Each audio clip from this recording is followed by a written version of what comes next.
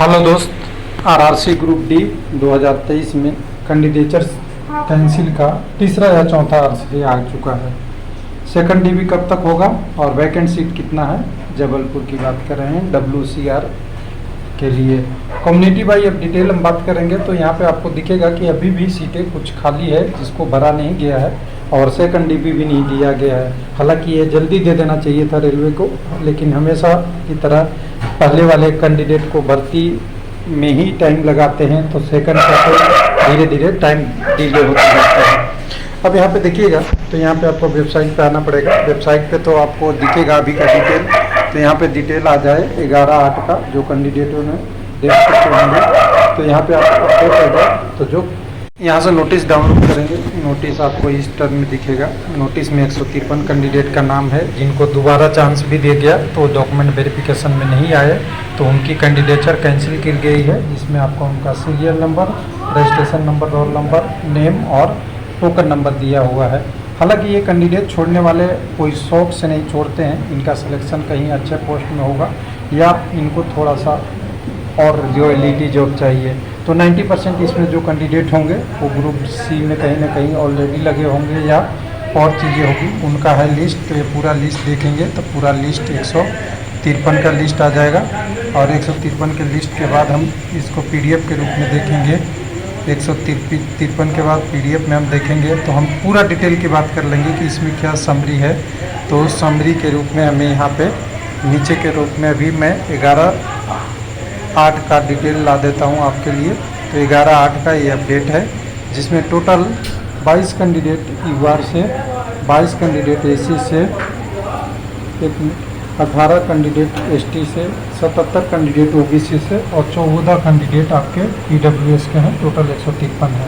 अभी तक यहाँ तक जितनी वैकेंसी थी उसमें अगर कहें टोटल वैकेंसी अगर कहें तो यहाँ 3578 था।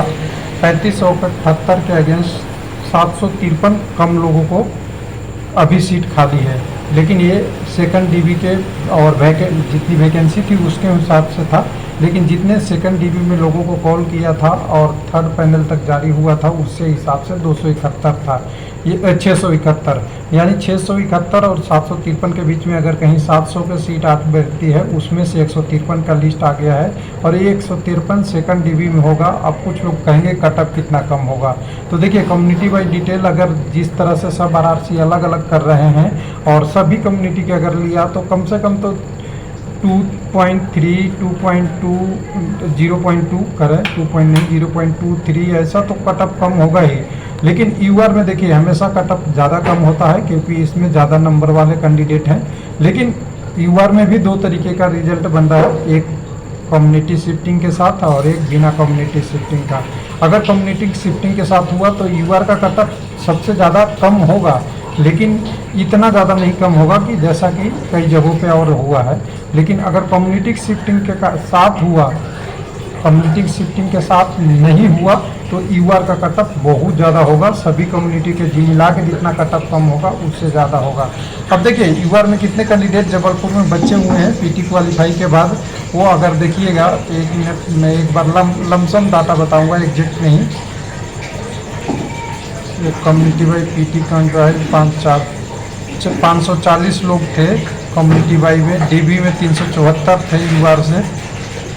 374 के बाद करीब पैनल भी आ गया था, करीब 264, 320 का पैनल आ गया था, लगभग 320 का पैनल आ गया था।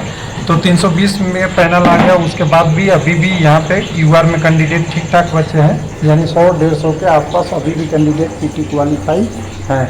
और बाकी कम्युनिटियों में भी हैं, तो और कम्युनिटी में देखेंगे तो डाटा के हिसाब से आपको पता चल जाएगा जो PT क्वालिफाई कैंडिडेट हैं यहाँ पे टोटल। तो PT क्वालिफाई में 3500 OBC में थे, 1081 आपके कैंडिडेट थे। SC में, ST में 563 थे, आपका EWS में 587 थे और UR में 540 थे। और उसके बाद जो पैनल आया है तो पैनल को अगर हम समरी मिलेंगे तो 320 UR का आ गया है, 608 कैंडिडेट SC का आ गया है, 287 आपका ST का और 1643 OBC का और 408 EWS का आया है। ये डाटा है, ये डाटा में कोई UR में भी क्वालिफाई कर सकता है, कोई अपने कम्युनिटी में भी। थैंक यू, धन्यवाद।